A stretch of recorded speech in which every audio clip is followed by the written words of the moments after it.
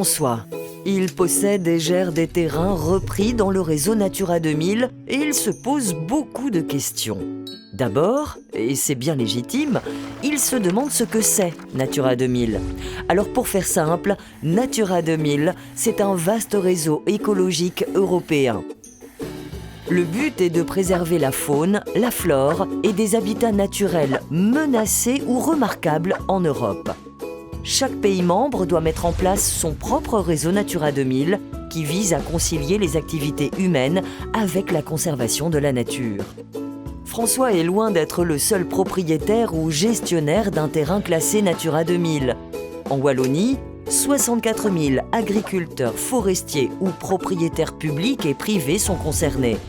La Wallonie compte en effet 240 sites pour une superficie totale de 221 000 hectares, soit 13% de son territoire.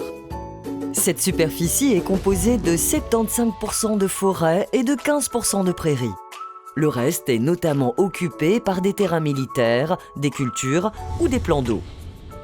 Mais comment et pourquoi le terrain de François s'est-il retrouvé dans ce vaste réseau ? Les périmètres des sites ont été délimités en 2005. Ils ont ensuite été cartographiés et découpés en unités de gestion.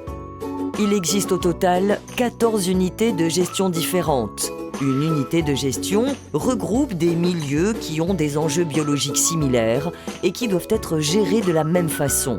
Par exemple, cette partie du terrain de François est classée en unité de gestion 2, c'est-à-dire des milieux ouverts prioritaires. L'autre partie est en unité de gestion 8, ou forêt indigène de grand intérêt biologique. Ces habitats sont très intéressants pour la biodiversité. Voilà pourquoi les terrains de François ont été classés en Natura 2000 et qu'il y a lieu de les protéger. Pour y préserver la biodiversité, des mesures de gestion retranscrites dans la législation wallonne sont d'application dans les terrains classés Natura 2000. Il existe des mesures de gestion générales qui s'appliquent à tous les sites. Par exemple, en milieu agricole, il est interdit de labourer une prairie permanente reprise en Natura 2000. En milieu forestier, on ne peut pas planter de résineux à moins de 12 mètres des berges d'un cours d'eau. En plus des mesures générales, il existe des mesures particulières qui sont spécifiques aux unités de gestion. En UG8, par exemple, les espèces d'arbres exotiques ne peuvent pas être plantées. En UG2, l'utilisation d'engrais minéraux ou organiques est interdite. François s'interroge. Qu'est-ce qu'il peut faire ou ne pas faire sur son terrain ?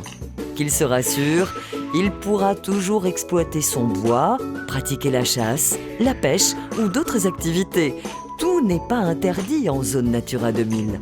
Le système est graduel. Il y a effectivement les interdictions, mais dans certains cas, elles peuvent faire l'objet de dérogations. Il y a aussi les actes soumis à autorisation et ceux soumis à notification. Pour chacun de ces régimes, il faut prendre contact avec le DNF, c'est-à-dire le département de la nature et des forêts. Par exemple, dans une UG2, si François souhaite planter des arbres ou des arbustes, il doit le signaler à la direction extérieure du DNF de sa région.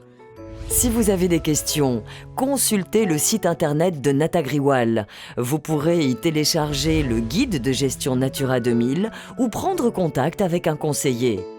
Vous pouvez aussi surfer sur le géoportail de la Wallonie pour savoir dans quelle unité de gestion se trouve votre terrain.